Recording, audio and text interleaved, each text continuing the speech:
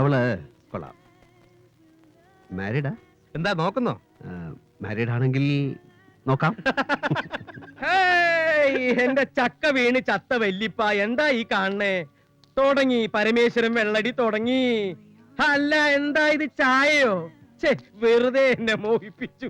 എന്താ കുഞ്ഞിപ്പാലു, ഞാൻ വെള്ളം അടിച്ചു കാണാൻ ഇത്ര താല്പര്യം?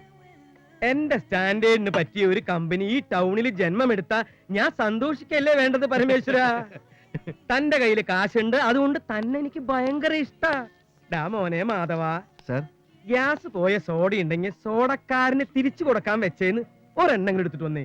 ഇപ്പോഴത്തെ സോഡയൊക്കെ ഭയങ്കര ഗ്യാസാ സർ, റിജക്ട് ചെയ്യാൻ ഒന്നും കാണില്ല. അത്രക്ക് ഭയങ്കര ഗ്യാസ് ആണെങ്കിൽ 1 ഔൺസ് ജീരകാരിഷ്ടവും 2 ഔൺസ് ദശമൂലാരിഷ്ടവും കലക്കി ഇങ്ങട് മാധവ വെള്ളം മതി, അത് കൊണ്ടുപോവാ. സർ, സോഡയുടെ ബില്ല് ഞങ്ങൾ കൊടുത്തോളാം. സോഡ ഒഴിച്ച് തന്നെ വിഴുങ്ങ്. Very good. അല്ല, ആ റോബിൻസൺ റോഡിലെ 70 സെന്റ് സ്ഥലവും അതിലുള്ള 2 നില കെട്ടിടവും താൻ വാങ്ങിയില്ലേ? താൻ ഈ പട്ടണം മുഴുവൻ വാങ്ങി തീർക്കാൻ തീരുമാനിച്ചു. 4 കൊല്ലം കൊണ്ട് ആളാരായി മാറി. ഞാൻ ഇവിടെ വന്ന് കിടന്ന ആളായതല്ല, ഞാൻ വന്നതേ ആളായിട്ടാണോ കുഞ്ഞിപ്പാലു? Very good. 9 വർഷം മുമ്പ് മേലെപ്പാളയെ താറരിഞ്ഞാണോ 4 പാദസരവും തൂക്കിയിട്ട് വെള്ളിക്കച്ചവടം നടത്തിയ കുഞ്ഞിപ്പാലു ഇന്ന് ഈ ടൗൺ ഒരു അറ്റത്തുനിന്ന് വിഴുങ്ങല്ലേ? ബ്ലേഡ് കമ്പനികൾ പലതും പൊട്ടിയെങ്കിലും തന്റെ അറക്കവാൾ കമ്പനി ഇന്ന് സ്ട്രോങ് ആയി നിലനിൽക്കല്ലേ? എന്താ ചെയ്തതിന്റെ പേര്? മൊത്തം ഊറ്റ് ബാങ്കേഴ്സ്. അതാ സോഡ വന്നല്ലോ, മൊത്തം ഊറ്റ് കുടി. ബ്ലേഡ് മാത്രല്ല, ഗോൾഡ്, സ്വർണ്ണ കടത്ത്, അതിലല്ലേ ഞാൻ കേറി മിന്നിയത്. നീ എന്താ പറഞ്ഞത്? കോളിയോടെങ്കിരിക്ക് സർവീസ് ഇല്ല ഈ ക്ലബിലെന്നോ? ക്ലബിലെ നിയമമാണ് സർ, കുടിശ്ശിക തീർക്കാത്തവർക്ക് ഇനി സെർവ് ചെയ്യണ്ടെന്ന്. കുടിശ്ശിക തീർക്കാനോ? ഈ ക്ലബിന്റെ വില പറയാൻ പറയടാ. ഈ നിയമം ഉണ്ടാക്കിയ ബാസ്തേനോട് ഗിരി തരും. എടോ ഗിരി, സൂക്ഷിച്ച് സംസാരിക്കണം. ഇതൊരു ക്ലബ്ബാണ്, നിന്റെ വീടല്ല. അത് പറയാ നീ ആരടാ? ഞാൻ ഇതിന്റെ സെക്രട്ടറിയാ. ഒരു പുളിച്ച സെക്രട്ടറി. ഇതിനകം നീ എന്നാണ് ആദ്യം കണ്ടത്? ഈ ഗിരിയുടെ ഗസ്റ്റ് ആയിട്ടല്ലടാ നീ ഇതിനകത്ത് ആദ്യമായിട്ട് കാലുകുത്തുന്നത്. നിനക്കൊരു മെമ്പർഷിപ്പിന് ആരടാ കൂടെ എന്നത്? സെൻട്രൽ മാർക്കറ്റിലെ ഹോൾസെയിൽ മീൻ കച്ചവടക്കാരന്റെ മെമ്പർഷിപ്പ് കോളിയോടൻ ഗിരി എടുത്തു കൊടുത്തു. കഴിഞ്ഞ ഇലക്ഷന് ഞാൻ ക്യാൻവാസ് ചെയ്ത് വോട്ടുകൊണ്ട് ഇവൻ സെക്രട്ടറി ആയി 1 കൊല്ലം.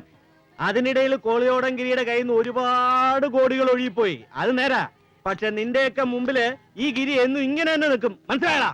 സ്വന്തം വില നീ ആയിട്ട് തന്നെയല്ലേ ഗിരി കളഞ്ഞത്? അത് വീരാൻകുട്ടി പറഞ്ഞത് ന്യായ. താനാകടോ?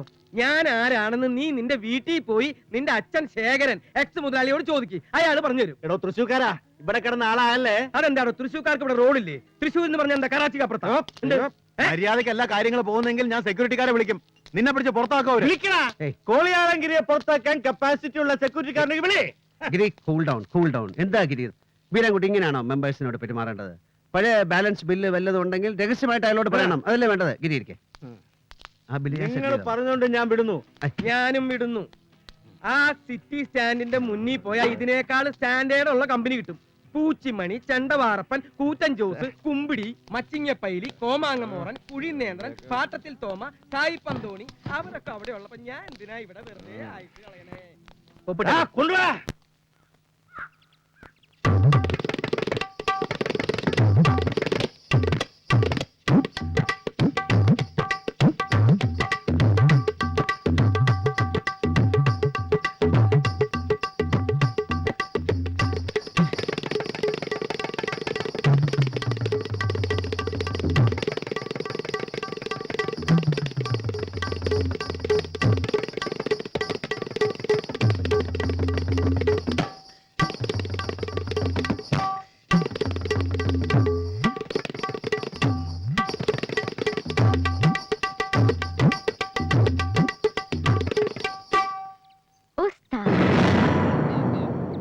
എന്താ വിളിച്ചേ?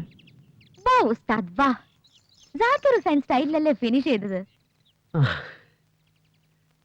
കൈ വഴങ്ങുന്നില്ല മോളെ, എത്ര നാൾ കൂടിയത്. ആ ക്ഷമയുടെ മുന്നിൽ വെച്ച് ഒരു ദിവസം ഇതുപോലെ തബല വായിക്കണം.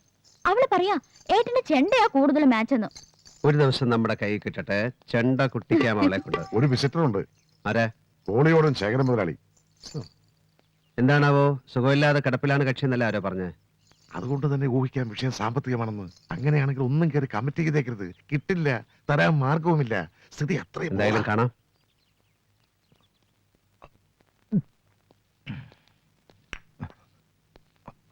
അയ്യോ, ഇരിക്കൂ. എന്താ ശേഖരൻ മുതലാളി കാണിക്കുന്നത്? ലക്ഷ്മി ദേവിയെ എഴുന്നേറ്റ് തൊഴണമെന്ന മഹാലക്ഷ്മിയുടെ അനുഗ്രഹമുള്ള ആളെ മാനിക്കണം. എന്റെ രീതിയാ. പഴഞ്ചനാണെന്ന് കുട്ടികൾ പറയും. മകനാ, ഇളയ മകൻ. ഇരിക്കും. മൂത്ത മകളുടെ കുട്ടി ദുബായിൽ നിന്ന് കഴിഞ്ഞ തവണ അവധിക്ക് വന്നപ്പോ എന്തോ കുട്ടിക്കുറുമ്പ് തോന്നി പറഞ്ഞത് old man you are A fool എന്നാ. പറഞ്ഞത് കുട്ടിയാണെങ്കിലും കളിക്കാണെങ്കിലും അത് ഉള്ളിലൊന്നു കൊണ്ടു. കാര്യം ശരിയാണല്ലോ. സുഖമില്ല എന്ന് കേട്ടിരുന്നു. ഞാൻ അങ്ങോട്ട് വരാമായിരുന്നു ഒന്ന് വിളിച്ചാൽ. അത് ശരിയല്ല. എന്നെപ്പോലൊരു പൊളിഞ്ഞ കപ്പൽ നിങ്ങൾ അവിടെ കാണാൻ വരിക എന്ന് പറഞ്ഞാൽ അത് ദൈവനിന്നയാ. വരേണ്ടത് ഞാനാ, ആവശ്യക്കാരൻ. ഇന്നലെ ക്ലബിൽ ഗിരി ഉണ്ടാക്കിയ ഗുലുമാലൊക്കെ അറിഞ്ഞു. അവനാ ഇപ്പൊ എന്റെ വലിയ പ്രശ്നം. അല്ലേ, എല്ലാ പ്രശ്നങ്ങളും അവനായിട്ടുണ്ടാക്കിയതാണെന്നും പറയാം. കാര്യത്തിലേക്ക് വരാം. വെറുതെ കഴിഞ്ഞ കഥകൾ പരമേശ്വരന്റെ മുമ്പിൽ നിർത്തുന്നില്ല. ബീച്ച് റോഡിൽ എൻ്റെ ഒരു പ്ലോട്ടുണ്ട്. 1 ഏക്കർ കഷ്ടിയുള്ളത്. ഞാൻ അതിൻ്റെ ആധാരം കൊണ്ടുവരാം. അതങ്ങ് വാങ്ങിവെച്ച് എനിക്ക് ഒരു 20 ലക്ഷം രൂപ തരണം. 60-70 ലക്ഷം കണ്ണും പൂട്ടി ആരും തരുന്ന മണ്ണാ. അയ്യോ, എനിക്ക് അങ്ങനെ ഒരു പലിശയ്ക്ക് പണം കൊടുക്കുന്ന ബിസിനസ് ഇല്ല. അല്ല, ഒരു പണയവസ്തു ഇല്ലാതെ എനിക്ക് നിങ്ങളോട് എങ്ങനെയാ കടം ചോദിക്കാൻ പറ്റുക? ബീച്ച് ഹോസ്പിറ്റലിനോട് ചേർന്നുള്ള പ്രോപ്പർട്ടി ആണോ സാറ് പറയുന്നത്? ആ ചുറ്റുമതിലുള്ള? അതെ. ആ സ്ഥലം വിറ്റുപോയല്ലോ മുതലാളി. അക്ബർ കൺസ്ട്രക്ഷൻസിന്റെ ഒരു 16 നില കെട്ടിടത്തിന്റെ പൈലിംഗ് നടക്കുക അവിടെ. ഒരു 4 മാസമായി കാണും. കോളിയോടൻ ഗിരി പാറക്കോടൻ രായൻ ഹാജിക്ക് 28 ലക്ഷം രൂപയ്ക്ക് ആ സ്ഥലം വിറ്റത്. അതും വിറ്റോ? അല്ല, സേതുവിന്റെ ഇൻഫർമേഷൻ കറക്റ്റ് ആണോ? വെറുതെ പറഞ്ഞിട്ട്. ഇല്ല സർ, സത്യമാണ്. എന്നാ ഞാൻ ഇരിക്കുന്നില്ല, ഇറങ്ങാം.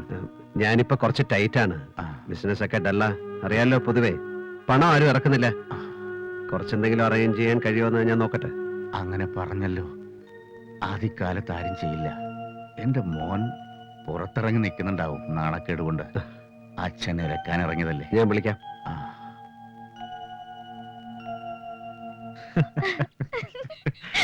അത് കഴിഞ്ഞ അയാളുടെ ഒരു ടെൻഷൻ ആയിരുന്നു കേട്ടോ. നിന്റെ എൻട്രി ആയിട്ടോ സേവ് ചെയ്തത്. അതൊന്നുമല്ല, നന്ദിന നന്നായി പെർഫോം ചെയ്ത്. Okay okay okay, thank you. അച്ഛൻ വിളിക്കുന്നു. ശരി, വരട്ടെ.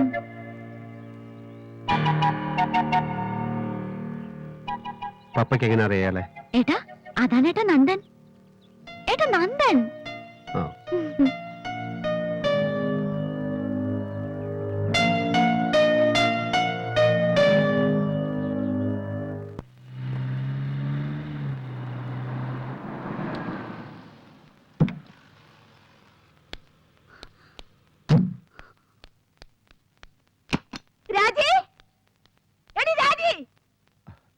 എടി, ഒന്ന് മനസ്സിലാക്കി കേട്ടോ.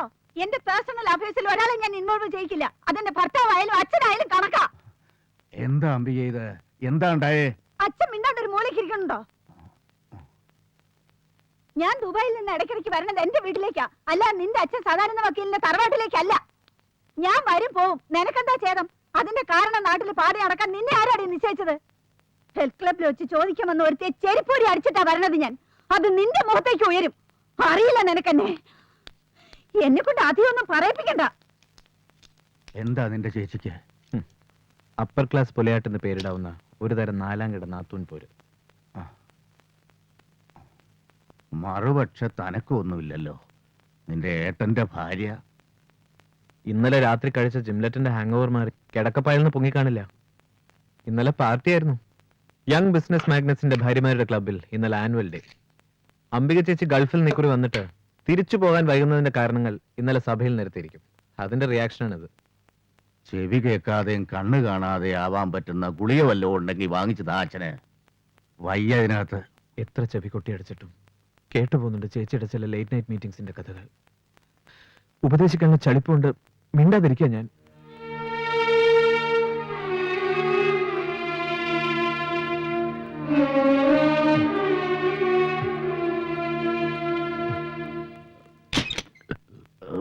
ചേച്ചിയുടെ അട്ടഹാസം ബാത്റൂമിൽ കേട്ടു. ഞാൻ അവരുടെ മൊറാലിറ്റിയെ കുറിച്ച് എവിടെയും പ്രസംഗിക്കാനൊന്നും പോയിട്ടില്ല. നാട് മുഴുവൻ അറിയാവുന്ന കഥകൾ ഞാനായിട്ട് പറഞ്ഞു കൊടുക്കാൻ ആർക്കെങ്കിലും? അംബിക തമ്പിയുടെ സിസ്റ്റർ ഇല്ല. അതൊരു ധൈര്യമായിട്ട് എടുത്തിട്ടാ ഇപ്പൊ ഓരോരുത്തന്മാർ എന്റെ അടുത്ത് ഡേർട്ടി ജോസുമായി വരുന്നത്. Get lost.